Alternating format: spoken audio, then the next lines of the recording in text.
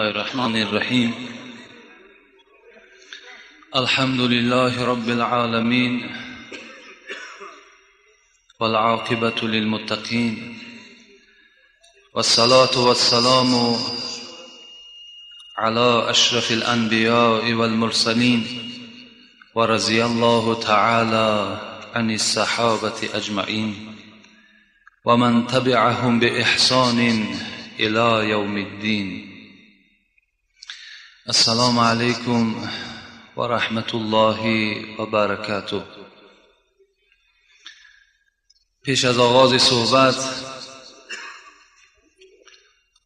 اولا در این روز سعید ما و شما دست به درگاه پروردگار خود می برداریم و امید آنی که آن خواهش و آن مراد و آن مطلوبی که در دل ماست خدای ما و شما برآورده بگرداند.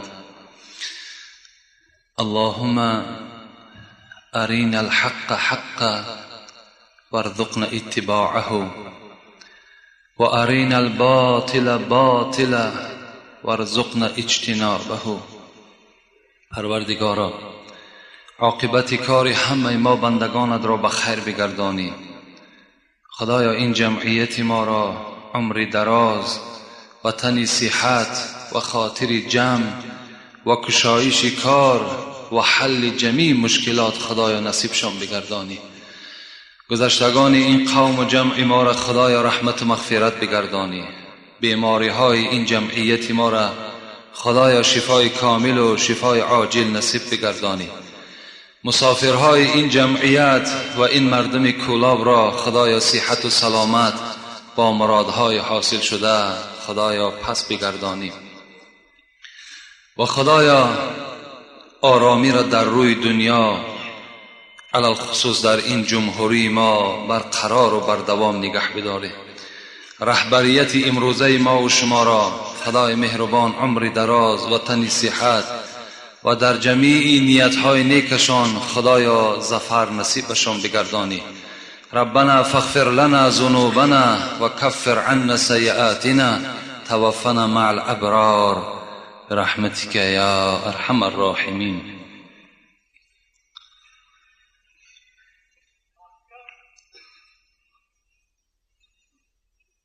دانی که سپید دم خروزی سحری هر لحظه چرا همی کند نوحگری. حضرت عمر خیام به ما و شما صدای خروزی سحر را تحلیل میکند، معنی داد میکند که وقتی شما سحر بیدار میشوین و صدای همان خروز به گوش شما میرسد، آیا میدونید که وی چی میگوید؟ اراده او چیست؟ فریاد زدن او چی معنا دارد؟ دانی که سپید دم خروزی سحری هر لحظه چرا همی کند نوحگری. یعنی که نمودن در آینه صبح از عمر شب گذشت تو بی خبری. حضرت گفتند معنای نوحه خروز سحر این است که ای امت محمد، همه شما آگاه باشین که از عمر شما یک شب دیگر با سپری شد. البته از هفته تا هفته از حیات ما و شما هم باز 7 روز یا 8 روز دیگرش سپری شد. معنای ای را دارد که ما و شما باز یک هفته به سوی اجل خود نزدیک شدیم. لکن شکر به سوی خدا که این روزهایی که از ما و شما سپری می شود در عبادت خداست، در فکر خداست، در محبت پیغمبر و در محبت مسجد است. انشاءالله این روزها برای همه ما و شما روزهای نورانی می باشند. جمعه پیشین مهمانها را ما و شما گسیل کردیم و از صحبت اونها، از آواز شیرین اونها ما و شما لذت بردیم و امروز وعده کردیم که از بس که بی‌نهایت سوالهای زیاده که یک قسمش نزد من هست و شما جواب میگویم، باز از این دم دیده زیادتر در خانه منتظر جواب هستند و بعض سوالهای هستند که اونها را ما جواب نمیگیم. وقتی که کدام شما سوال شما جوابش نیافت میتونین که مراجعت کنین و سبب جواب نگفتنش را به شما البته میفهمانم. زیرا بعضی سوالهای هست که البته اون هم خلل پذیر مسجد است هم خلل پذیر در حق ماست. برای همین از شما خواهش دارم کدام شما اگر میخواهین که سوالهای شما که صدا نداد مراجعت کنین، انشاءالله جوابش را رو پرو به شما خبر میدهم. و جمعه آینده خدا خواسته باشد باز تاریخ همون حضرت امام ابو حنیفه امام اعظم صوفی کوفی رحمت الله علیه را که فقط ما و شما از تولد وی آگاه شدیم، خدا خواسته باشد از قصه های او برای شما خبر میدهم. السلام علیکم داملای عزیز. السلام علیکم داملای عزیز. آیا چرا در بین مردم قمری یا موسیچه میگویند مردم نمیخورند؟ آیا این حلال است یا حرام؟ موسیچه یا قمری میگیم ما و شما، اینا حرام نیستند. البته سبب نخوردن قمری، سبب نخوردن و دیگر پرنده های مثل همون فلاشتروکی که ما و شما میگوییم از خاطر آن است که اینها پرنده های هستند که آزار اینها به هیچ کس نمیرسد. پرنده های بی آزار که هستند ما و شما با اینها هیچ دخالت نمیکنیم، اینها را شکار نمیکنیم و الا برای ما و شما حلال هستند. همه پرنده بغیر آن پرنده هایی که وحشی هستند و قاب و کرگس و دیگر پرنده هایی که با نول و با پنجه خود شکار میکنند، اونها در حکم همون حیوان های حرام میدرآیند. بغیر اونها تمام پرنده برای ما و شما دیگر حلال است. از آن جمله همین قمری که هست میتونیم ما و شما شکار کنیم و یا در جان خود استفاده کنیم، این گناهی نیست. یک روز دیگر یک برادر سوال دادن که آیا همین کفتر حلال است؟ کفتر هم از جمله آن چیز است که مردم ما تناول نمیکنند. البته حلال است، میتونین شما استفاده کنین کفتر را. کفتر یگان جای وبال ندارد، یگان جای گناه ندارد، لیکن فقط ذبح شرط است. چی در قمری، چی در گنجیش، چی در کفتر اگر با دستون گردنی وی جدا کنین وی حرام است، او را خوردن نمیتونین. با دست یعنی گردنی او را کندن به غیر کارچه این حرام است. فقط میتونین که کفتر است، قمری است، گنجشک است، فقط به واسطه تیزی، یا تیزی سنگ باشد یا تیزی کارد باشد، خواه زن باشد خواه مرد باشد، در ذبح فرقی ندارد، ذبح کرده استفاده کنید، جایز است، درست است. و الا به دست خود اگر گردنی را کندین یقین دانین که وای دیگر چی است؟ حرام است، وای خورده نمیتونین.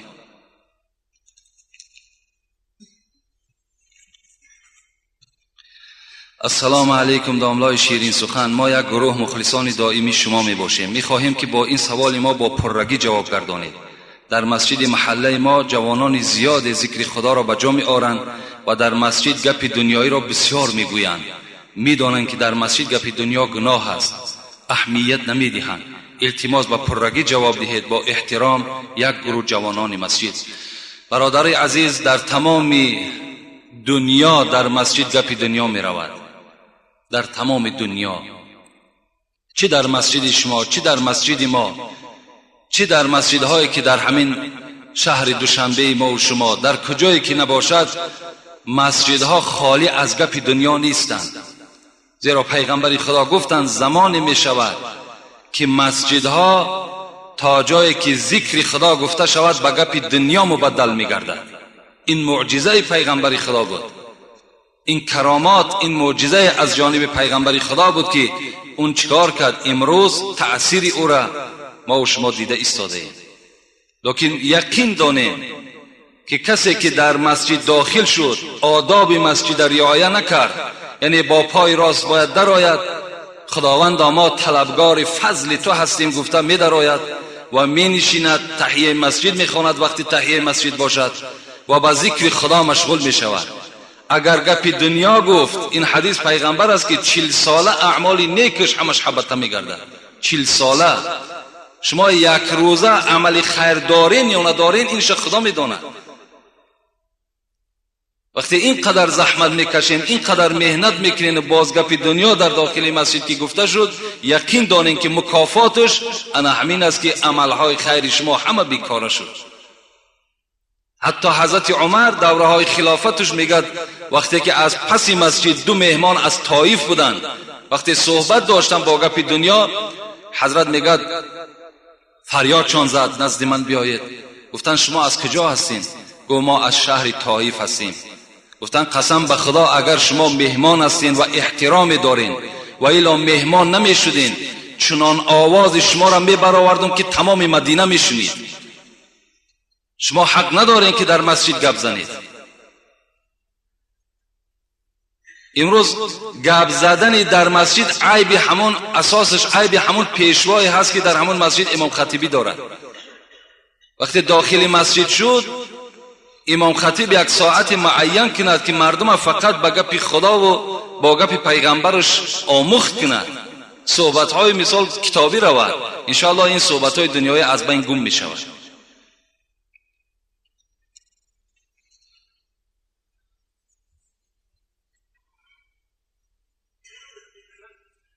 السلام علیکم داملای شیرین سخن، اکای حاجی میرزا.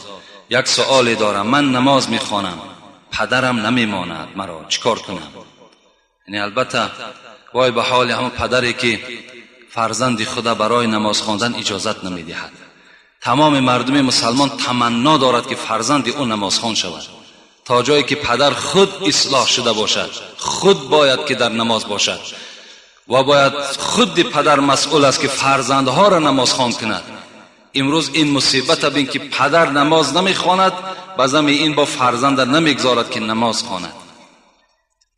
سوره مدثر اگر آیت‌های آخرش شما تلاوت کنین، خداوند میگفته است کل نفس بما کسبت رهینه الا اصحاب الیمین فی جنات یتساءلون عن المجرمین ما سلککم فی سقر.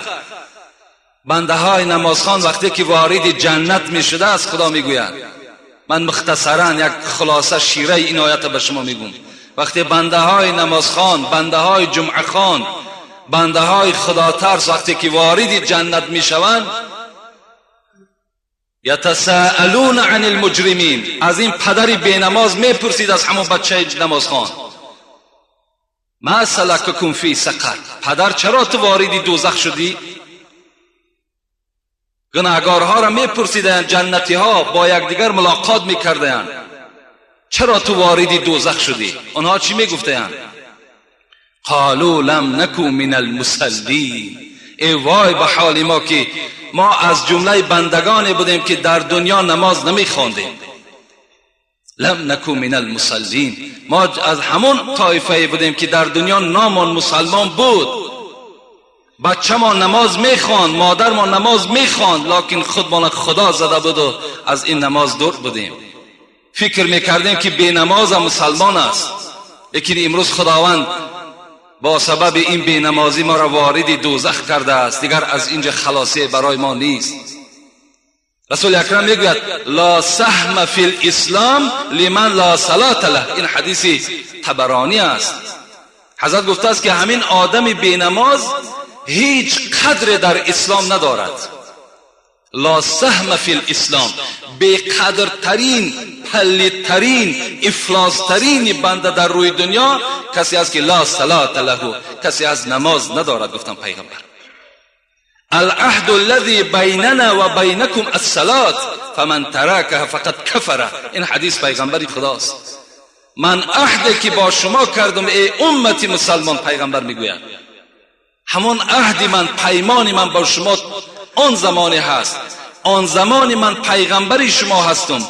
آن زمان شما امتی من هستید که در بینتان نماز داشته باشید. فمن ترکها فقد کفر، کسی که نماز ترک کرد، گفت پیغمبر، عهد و پیمان برید و اسلام ندارد و مسلمان نیست. این حدیث پیغمبر شماست. در باب تاریک الصلات در کتاب مکاشفه القلوب امام غزالی وارد شده است.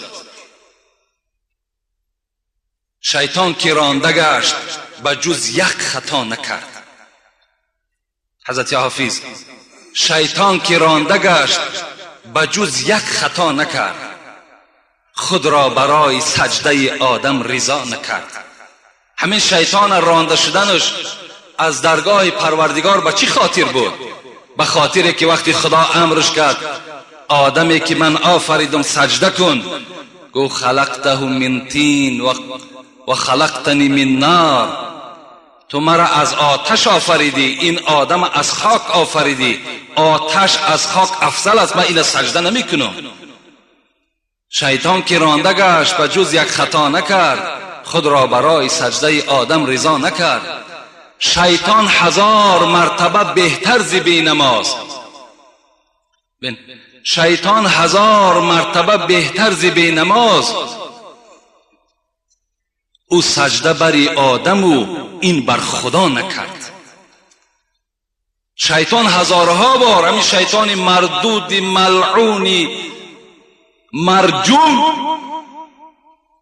از آدم بی نماز میگد 1000 مرتبه بهتر است، زیرا که این شیطان آدم سجده نکرد، لیکن این بنده باشد خدا را سجده نمیکند.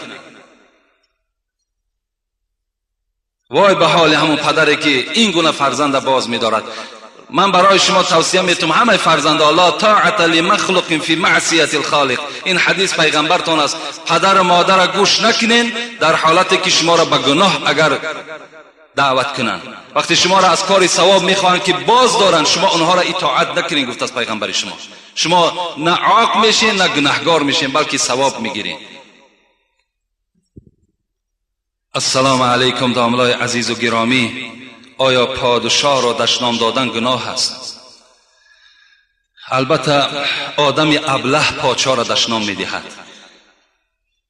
پادشاه را دشنام دادن این غیرت ما و شما را نشان نمیدهد.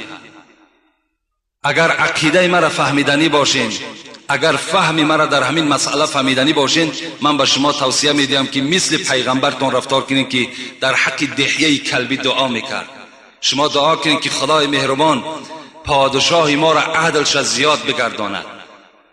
خداوند این پادشاه ما را تمام عملهای خیرش چیکار کنه؟ برآورده بگرداند. بالای رعیتش خداوند نگاهش بدارد. این است وظیفه هر کدام ما و شما. پادشاه را دشنام دادن این گناه است، البته گناه است. چی جای ثواب دارد؟ علل خصوص همین پادشاهی که امروز بالای سر ما و شماست.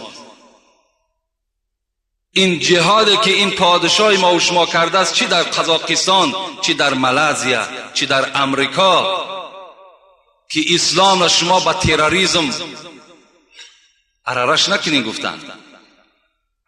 این سخن یگان شیخ عرب نگو، بلکه پادشاه ما و شما گفت. آبادانیایی که از دست پادشاه ما و شماست، همه ایرا شما میبینید. جای ایرا بیان کردن نیست، چه از کشادن مکتبها، چه از کشانیدن بیمارخانه ها، چه از دیگر عمارت هایی که الحال در اطراف ما و شما رفته ایستاده است.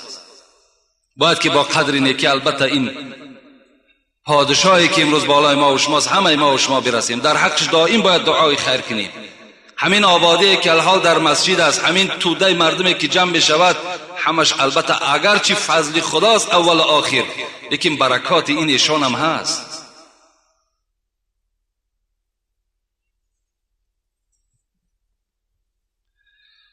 السلام علیکم داملای عزیز. قرآن در روی قبر خواندن درست است؟ یک نفر امر معروف کرد و گفت که آیت بالای قبر این عادت مردم نه فرمان خدا. این هزارها نامعقول کرده است. شما همین الحال همین بعض جوانهای برآمده است که آیت بالای قبرم انکار میکنن و شما را مثال خلاف مذهب ابو حنیفه میخواهند که رفتار کنید، اینها را گوش ندهید. شما همون امام خطیب ها را گوش کنید، همین علمایی که امام خطیب هستند، پیشوا هستند، همونها را گوش اندازید. به هر یک جوان قد کوچه شما اهمیت ندهید. رسول اکرم میگوید که این حدیث ابو داود را روایت میکند: اقرأوا علی موتاکم یاسین. اینا پیغمبر خدا گفتند شما بالای مرده هاتان، بالای پدر و مادر اولاد اجدادتان سوره یاسین بخوانید.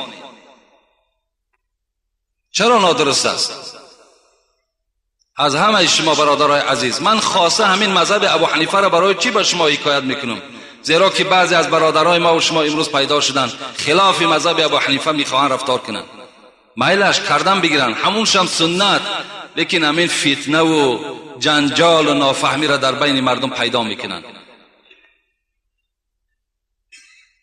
گاه دستها را تا راستی کتفا میبردارن، گاه آمینی بلند میگویند.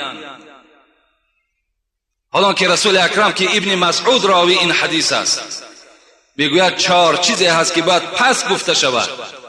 اینم حدیثی پیغمبری خداست: التعوذ والتسمیه والتأمین والتحمید. اعوذ بالله پس گفته شود، بسم الله پس گفته شود، آمین پس گفته شود، ربنا لك الحمد پس گفته شود. این حدیث پیغمبر است. برای کسی لازم از مرحمت کتاب نزد ماست. با بلند گفتن آمین عرقخریب من می شود، با بلند گفتن آمین زنا من می شود، بی حیایی قد می شود، نه قد نمی شود. مردم عقیدهش بیدار کردن در کار، مردم در نماز درست کردن در کار. همه این مسئله بعد حل خودش می‌یابد.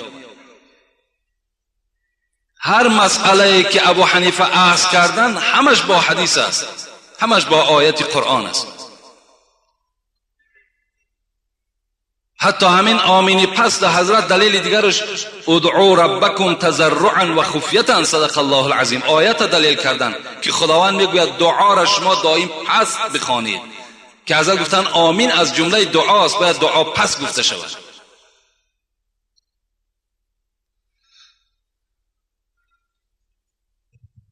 این حدیث احمد، ابو داود، حاکم و حدیث حسن است. من چیشم نویساندم، اما اقرأوا علی موتاکم یاسین، بر مرده هاتان شما سوره یاسین خوانید بالای قبرشان. اینا هم احمد روایت کردن، هم ابو داود روایت کردن، هم حاکم روایت کردن، هم حنان هم روایت این حدیث کردگی. و حدیث حسن است اگر اهل حدیث فهم باشه. السلام علیکم بابای حاجی، آیا در توی آیت خواندن جایز است یا نه؟ البته جایز است. امروز همین عقیده ویران در ما و شما پیدا شده است که فقط قرآن در مرده استفاده میکنیم، در زنده نی. روزهای توی چرا ما و شما آیت قرآن نمیخونیم؟ در معرکه ها میریم، خوراک میخوریم، دعا میکنیم و آیت نمیخونیم. چرا نمیخونیم؟ من استمع الى آیت من کتاب الله فله حسنه، گفت است پیغمبر. کسی که اگر آیت قرآن گوش میکند، کسی آیت قرآن میخواند، از برای اون نیکی میرسد. باید که البته در همون خاندان عروس است، شه است، باید که آیت خوانده شود و اونها را باید که ما و شما دعا بتیم. برای مرده لازم بوده است و برای زنده لازم نبوده است. جایز است. السلام علیکم داملای مهربان، اکثر مردم میگویند که با پای راست به خانه و مسجد درآ، با پای چپ برآ، یا اینه که در حاجت خانه و بازار برعکس این. باز میگویند که انگشت دست را نشکن، یا که انگشت را در انگشت نانداز.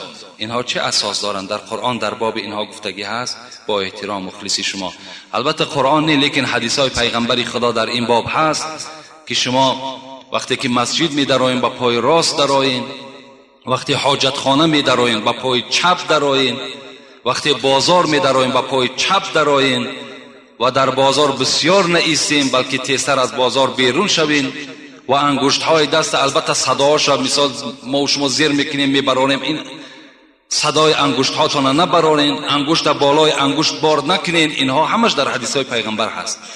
البته رفتار کنین، این هم یکی از سنت های پیغمبر خداست.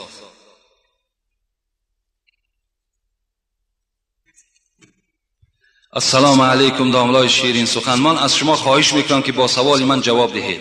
ما یک روز در همین مسجد شما نماز عصر را میخواندیم. یک شخص ما را گفت که تو این اشاره سبابه را مکن که این گناه است. آیا این گناه است؟ التماس با سوال ما جواب دهید. البته علامت سبابه گناه نیست.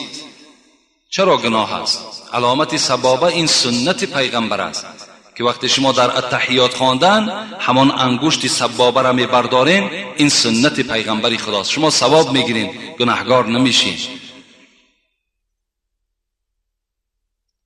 حدیث های خیلی زیاد، حتی ابو حنیفه در کتاب فقه الاسلام و ادلته 4 امام که مذهبش صحبت میکند صاحب کتاب میگوید ابو حنیفه انگشت جمع نمیکرد، بلکه همون حالت خودش ماندگی اشهد ان لا اله اشهد ان لا گفتند میبرداشتن همین انگشته و میپرتافتن الا الله میگفتند. خود ابو حنیفه میکردن. این در کتاب همون فقه الاسلام و ادلته موجود است. کردنش ثواب، کردنش سنت است. انجام دهین، این گناه نیست. السلام علیکم داملای عزیز، درود و رحمت با شما. من 2 سوال دارم. یا ایتها النفس المطمئنه ارجعی الى ربک راضیه مرضیه فادخلی فی عبادی وادخلی فی الجنه. چی معنا دارد؟ این از آیت فجر هست. ما و شما در حالت دوره کردن مرده ها میخوانیم یا ایتها النفس المطمئنه، ای نفس آرام گیرنده، ای نفسی که شما با قضای خدای خود راضی هستین، ارجعی الی ربک راضیه مرضیه، رو به نزد پروردگارت در حالتی که خدا از تو راضی است و تو از خدای خود خوشنود هستی. فادخلی فی عبادی وادخلی فی الجنه، داخل شو در گروه صالحان و داخل شو در جنت پروردگار. این معناش همین است. میگویند آدمانی که از پشت صورت روز قیامت عذاب میکشند، کسی صورت مرده را نگاه کند همان وقت مرده را عذاب میدهند. برای همین پیش از مردن صورت را بسوزانید. راست است. خدا باز هم به شما علم و دانش زیاد عطا کند. البته حق گفتن کسی گفتن صورت گرفتن در اسلام ما و شما اگر به عذر باشد ما و شما را گناهگار میسازد. ما و شما نه صورت میگیریم نه صورت میکشیم. صورت هایی که لازم است، برای پاسپورت لازم است، برای یگان اراده سفر داری مرحمت صورت گیر، لیکن بیهوده صورت نگیر. بیهوده صورتی تر نکشن که در اصل هرگاهی که به صورتی تو نگاه میکنن تو را خداوند عذاب میدهد. امروز متاسفانه خانه همه مسلمان ها پر از صورت است، علل خصوص در همین قشلاق ها اینقدر صورت زیاد جمع شدگی است. بالای همون جیودانی که دارند گردابگرد همه پر از صورت است.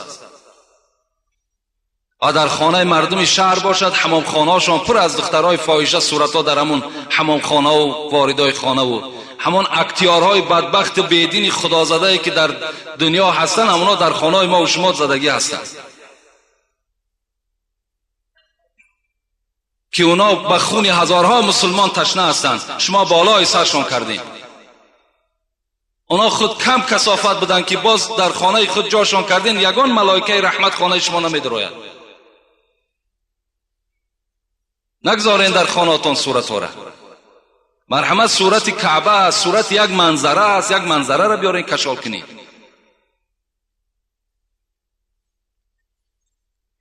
السلام علیکم بابای حاجی، سوال من را جواب دهید.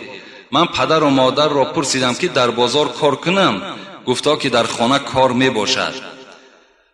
من گپی پدر و مادر رو نگرفته ناپرسیده به قرغن رفتم. 1 ماه پس برگشتم. این عیب من یا عیب پدر و مادر؟ جواب این سوال را دهید. البته برادر عزیز، رضاگی پدر و مادر در همه سفر برای شما ضرور است. حتی که دوره های پیغمبر خدا که چقدر جهاد ذلول بود، وقتی می آمدن جوان ها که پیغمبر خدا را می گفتن که ما با جهاد همراه تو می رویم، رسول اکرم چی می گفتن؟ می گفتن پدر و مادر داری؟ می گفتن بله. می گفت خدمت پدر و مادر را انجام دی، خود جهاد در راه خداست. یا از پدر و مادر پرسیدی؟ این سوال ها را پیغمبر ما و شما از همان جوان ها و از همان امت خود می کرد. از این خاطر هر جایی که شما می روید، اگر بخواهید که برکت در باید که پدر و مادر از شما راضی باشد. پدر و مادر از شما راضی باشد. رضاگی پدر و مادر این رضاگی خدای شماست.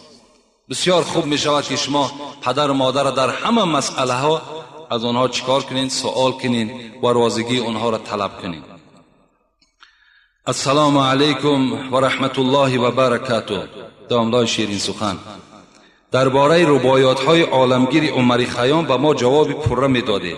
این رباعی چنین است: گر باده خوری تو با خیرتمندان خور، یا با صنمی لاله رخی خندان خور.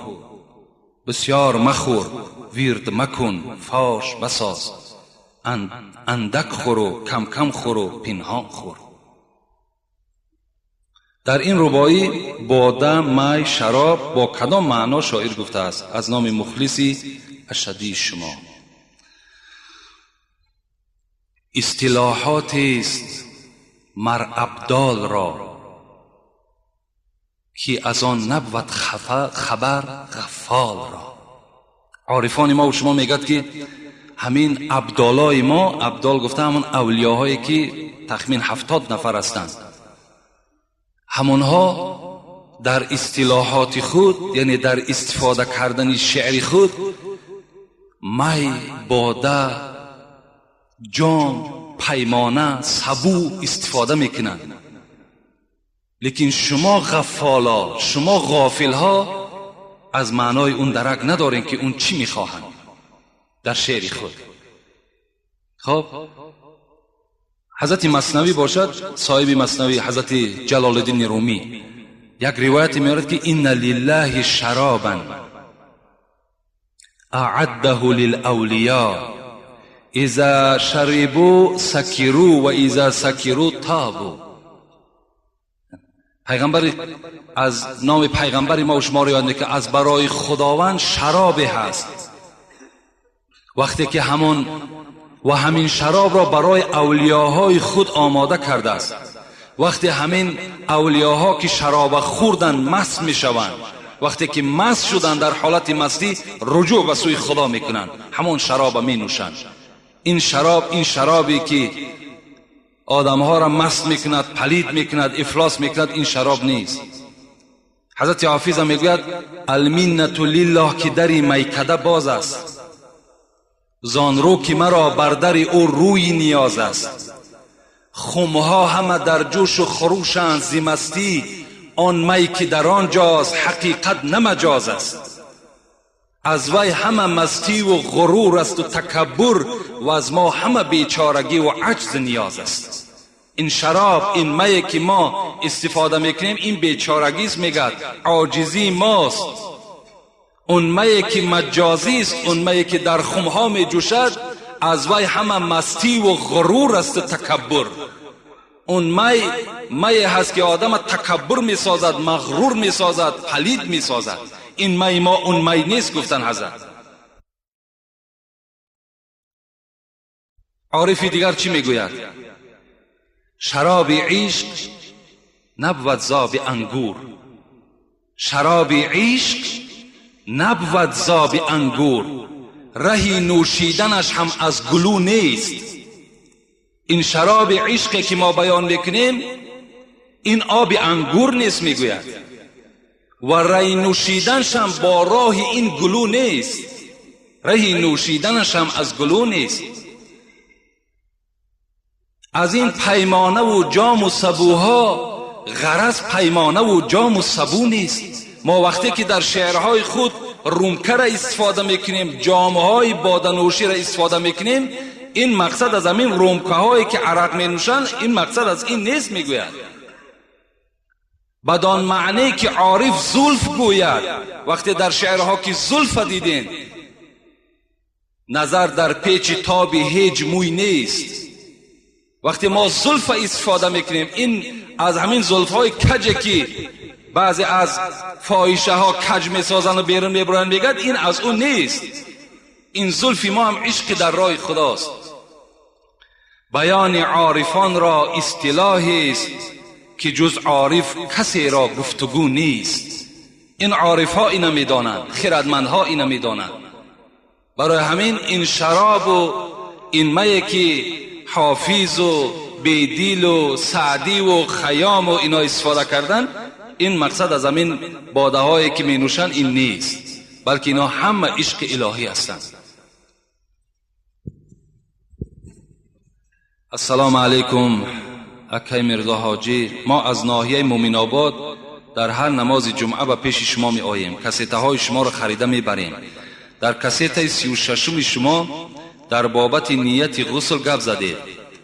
دانید یا ندانید فرق ندارد. همین را به ما ساده کرده فهمانید که مردم ما اعتقادشان گشت.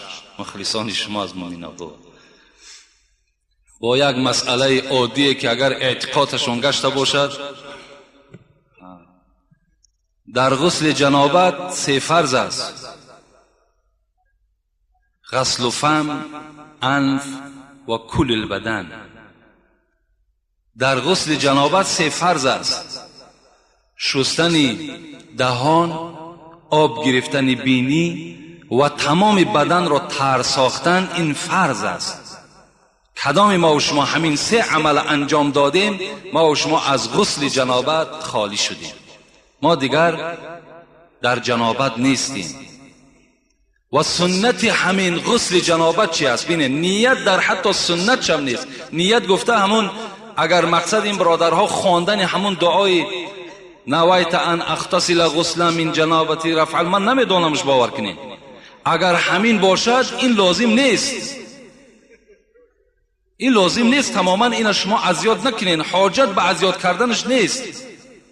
هیچ فرمایش، نه فرض نه سنت نه مستحب، در هیچ امر نیست. خلاص ممکن خیلی همون ملاهای همجا مختصر خان باشن، فرضا و سنت های همین غسل تماشا کنید، در هیچ کدام همین نیت آوردگی نیست. برای همون نیتی که در دلتون کردین برای پاکیزه کردن بدنتون، خودش نیت واقع شد، تمام. شرط نیست که شما را لفظا با دهانتون بخوانید، با زبان خود بخوانید. و سنت همین است که شما پیش از غسل جنابت باید که پیشاب و مثال حاجت خانه داخل شوین، همه را دور بسازین، آمده دستها را شوین، یعنی طهارت کنین پیش از غسل جنابتتون بغیر پایها را شستن. بعد در دوام همین آبازی کردگیتون پایهاتون را میشورین. تمام شما صاحب هم طهارت هستین، هم صاحب از جنابت خالی شدین. این نیت شرط نیست و لازم هم نیست. داملای شیرین سخن، من از شما خواهش دارم که سوال ما را با پرگی جواب گردونید. 23 فوریه یا 8 مارس در دین اسلام هست یا نه؟ همین رو ما چندین بار گفتیم برادرای عزیز. یکی 1 ینور، یکی 23 فوریه، یکی 8 مارس، یکی 9 می. دیگر ایده های که هستند، اینا ایده های ملی هستند. ملی تاجیکستان ما و شما هستند که اینها را به قید میگیرند. اینا از اسلام ما نیستند، لیکن در تاجیکستان، در تمام دنیا این عید پیشواز گرفته می شود. چرا شما از 40 سوال نمیکنید؟ چرا از 7 سوال نمیکنید؟ چرا از 6 ماهگی سوال نمیکنید؟ چرا از 20 سوال نمیکنید؟ چرا از سال سوال نمیکنید؟ کجای کتاب در اینا هست؟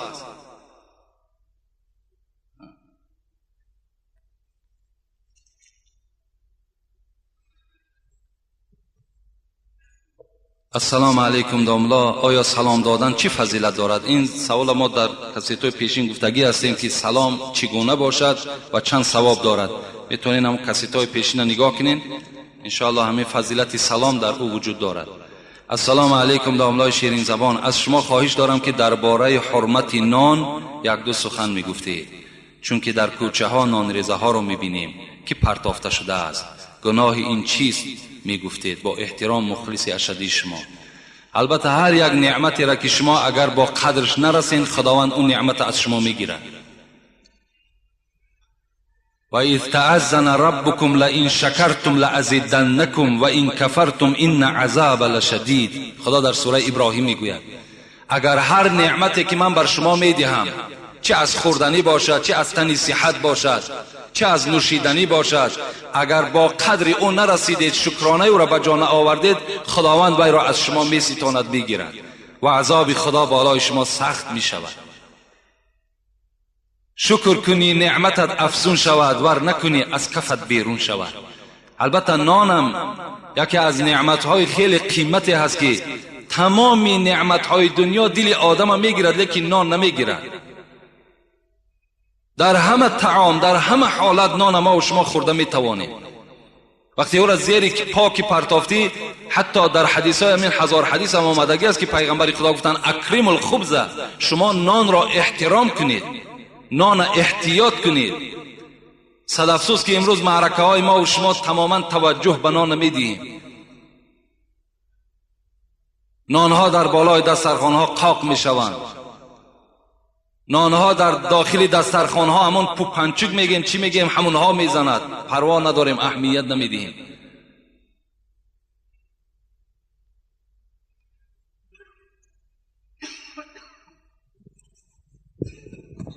السلام علیکم داملای شیرین سخن. ما از شما خواهش میکنم که در جمعه آینده با ما امام عسکری جان را نقل کنید. راستی بار به حاجتم نیست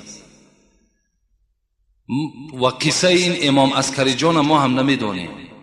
خدا رحمت و مغفرت چون کنه در کجای باشند، لیکن در همین موضع های ما و شما نیستن. اینا همین حضرت امیر سید علی حمدانی واقع هست. دیگر این عزیزوارهایی که در اطراف ما و شما نامهاشون میگیرن، اینا اکثریتش وجود ندارن در اینجا. اینا همش عرب هستند، همه اینها نبیره ها نواسه های پیغمبر خدا هستند. اینا از کجا به اینجا رسیدن؟ حتی همین حضرت سلطان ویس قرنی که اینقدر مشهور است، اینا در حدیث های صحیح پیغمبر میگذارد که در جنگ حضرت علی کشته شدگی است، از جانب حضرت علی جنگیدگی است و در همین جنگ حضرت علی نابود شده است. و در وقتی که در اون مدینه که جنگ شدگی است، از مدینه به این خاولین غیر کی آورد؟ اسی بار من با حضور همون حضرت، لیکن سلطان ویس قرنی بسیار آدمی بینهایت به خدا نزدیک آدم بودن، زیرا پیغمبر خدا را ندیده بودن، لیکن پیغمبر خدا از سلطان ویس قرنی یاد کردگی هست. در حدیث میگذرد که ابوبکر را میگوید که ابوبکر تو وی را نمیبینی، لیکن عمر تو وی را میبینی و طلب کن که در حق شما دعا کند. این پیغمبر خدا در حدیث ها گفتگی است. از کجا میشناسیم؟ در همین کف دستش یک سفیدی هست، وقتی دیدین بدانین که وی سلطان ویس قرنی است و دعای او را قبول کنین و دعای او را بگیرین. این در حدیث ها میگذرد.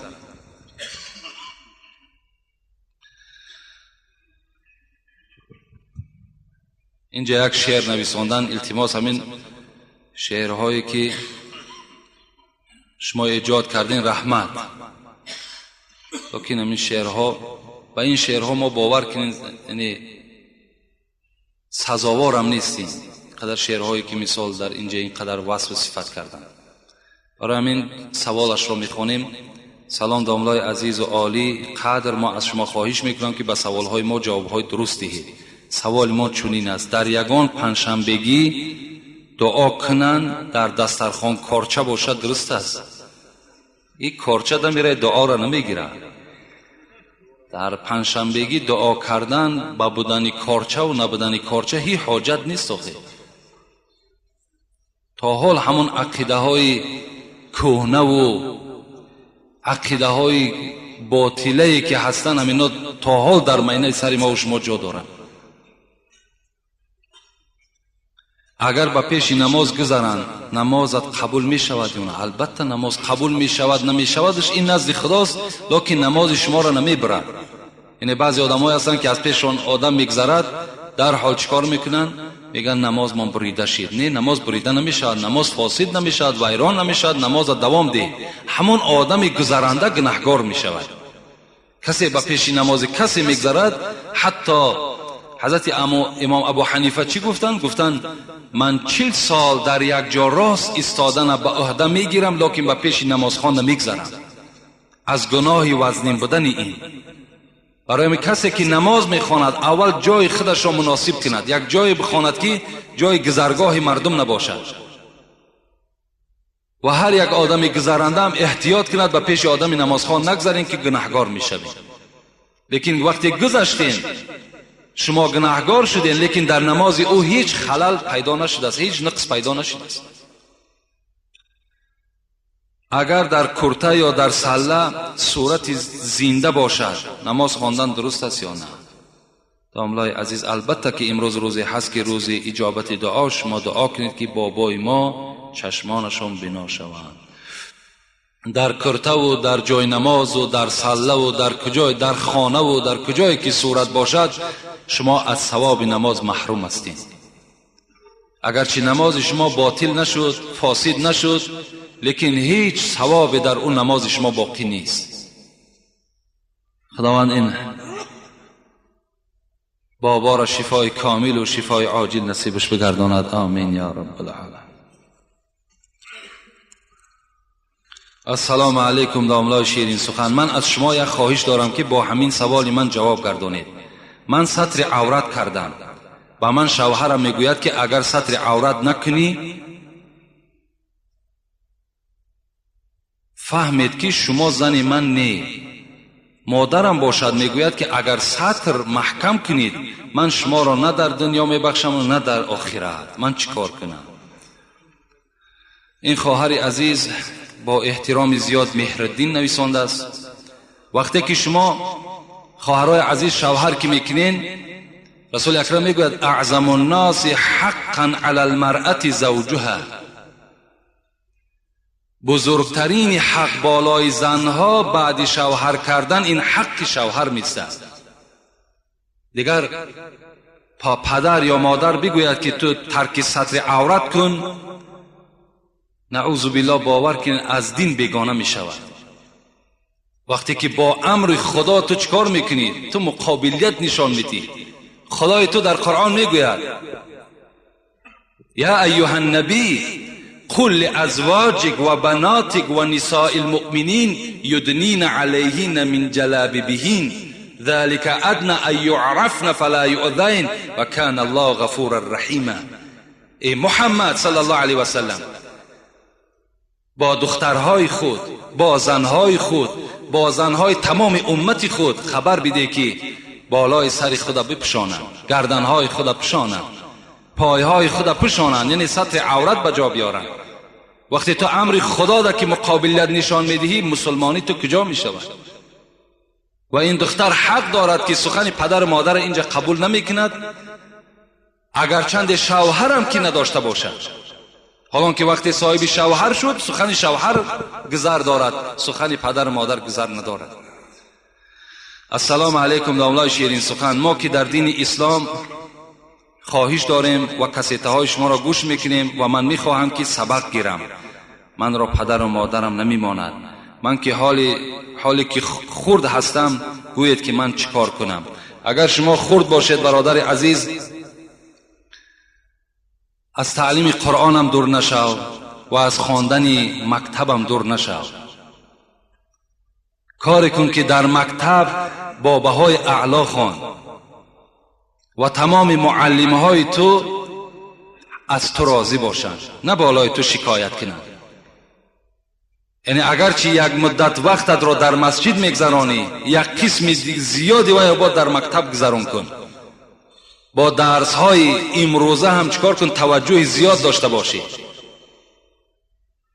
گر حال نیک خواهی، حضرت رومی میگوید پدر و مادر میگوید، پدر و مادری که نمیخواهد فرزند او قرآن خوان شود یا نماز خوان شود، گر حال نیک خواهی فرزند را همیشه آموزش برادر قرآن و خط و پیشه.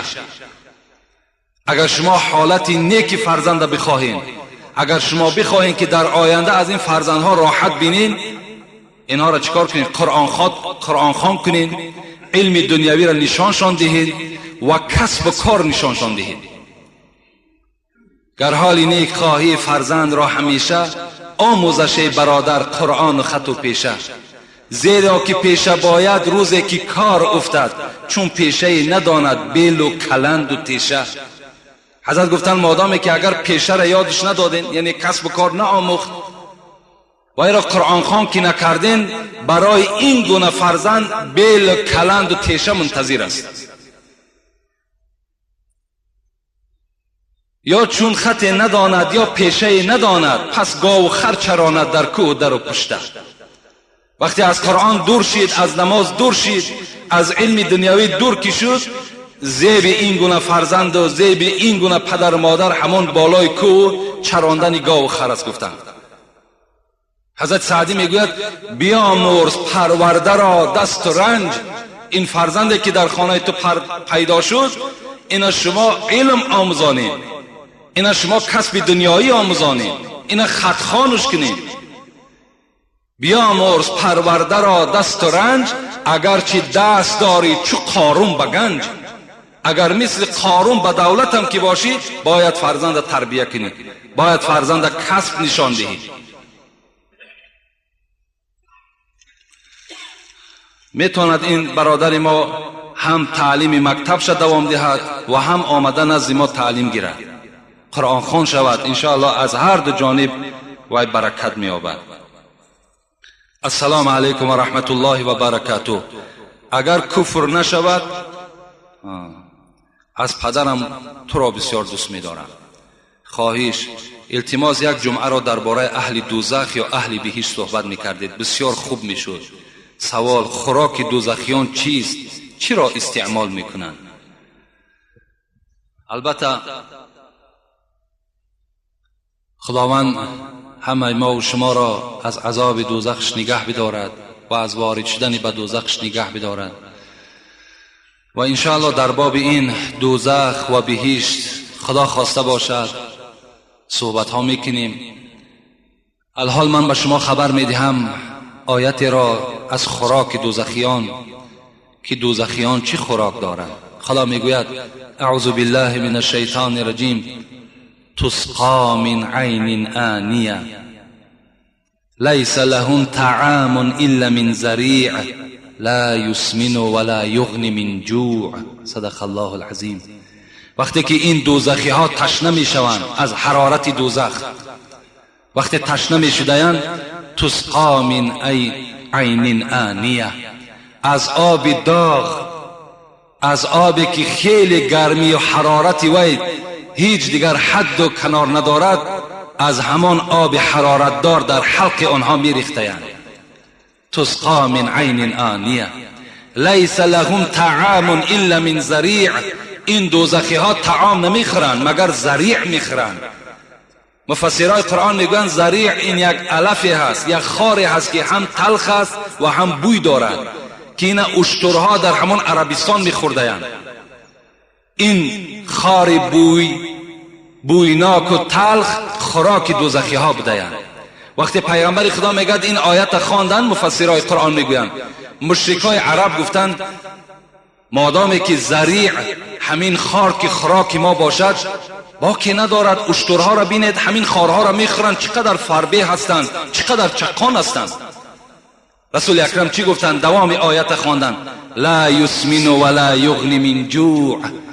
این خاری که در دوزخ است، این خار بویناک و تلخی که در دوزخ است، لا یسمن، این فربه نمیکند، ولا یغنی من جوع، و گرسنگی شما را دور نمیکند، شما دائم گرسنه هستید. این از خوراک دوزخی ها.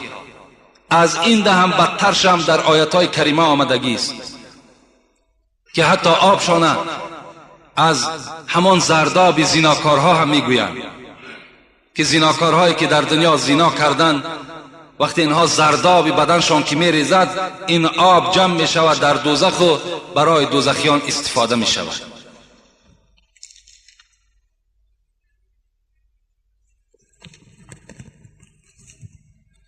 السلام علیکم داملای عزیز، یک سوال دارم، میخواهم جوابش را با پررگی گیرم. شخصی از خدا قسم خورد که من دیگر قماربازی نمی کنم، لیکن کرد، بگوید که گناهی و چیست. خدا در قرآن میگه استعیذ بالله انما الخمر والمیسر والانصاب والازلام رجس من عمل شیطان فاجتنبوه لعلکم تفلحون. و درستی این که عرق نوشی، میسر قماربازی، انصاب و ازلامش فالبینی و بت پرستی رجس من عمل شیطان، اینها پلید هستند، عملهای شیطانی هستند. فاجتنبوه لعلکم تفلحون. اگر تو از عذاب خدا بخواهی که ایمن بیابی، از این 4 چیز دور شو، تو در عذاب خدای خودت گرفتار نمیشوی. کسی که قماربازی میکند البته به البته وای وارد دوزخ میگردد. کسی که عرق نوشی میکند وای وارد دوزخ میگردد. کسی بت پرستی میکند، فالبینی میکند وای وارد دوزخ میگردد. زیرا این عملهای پلیدی هستند که این بنده به آنها چنگ زده است. عیب است که وقتی که امروز فرزند مسلمان نماز میخواند، خدا میگوید، مسجد میآید، باز قمار بازی میکند.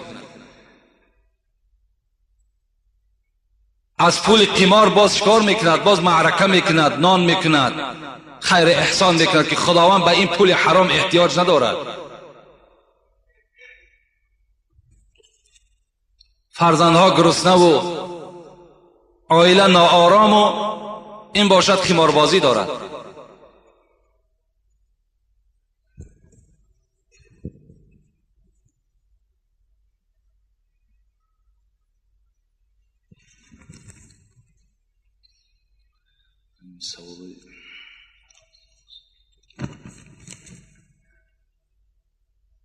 سلام دامنای محترم، من میخواستم مصرعهای شعر زیرین رو تحلیل نمایید که با قلم محمد غایب نوشته شده است، ولی مضمون از اثرهای حضرت امیرجان گرفته شده است. زندگی از مرگ بهر هر مسلمان مشکل است، 5 سختی دیدن و طی کردن 6 منزل است. و ما فهمانید که این 5 سختی کدام است. بغیر همین 5 کلمه دینی دیگر هیچ معنا نمیدهد.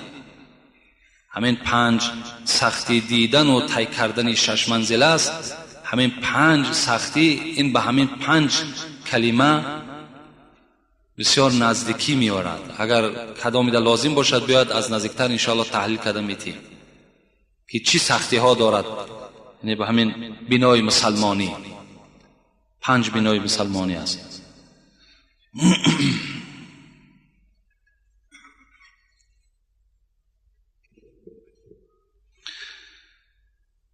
سوال اخیران میخونیم انشاءالله دعا میکنیم. السلام علیکم دامنای محترم، اولا مرا میبخشید چون که وقت شما رو میگیرم. خواهشمندم با همین سوالی من پره جواب گردانید. من شما را از برای خدا دوست میدارم. سوال من چنین است: حضرت رسول اکرم میفرماید هر شخصی که در هنگام شام شراب بنوشد و با همین حالت صبح کند مشکوک است. اگر صبح شراب بنوشد و با همین حالت سحر کند مشکوک است. چی معنی دارد؟ یعنی کسی که سحر شراب می نوشد تا بیگاه یا بیگاه می نوشد تا سحر وای مشکوک است، یعنی وای بدبخت است. وای بدبخت است کسی که روزی خود فقط به شراب خوری میگذراند.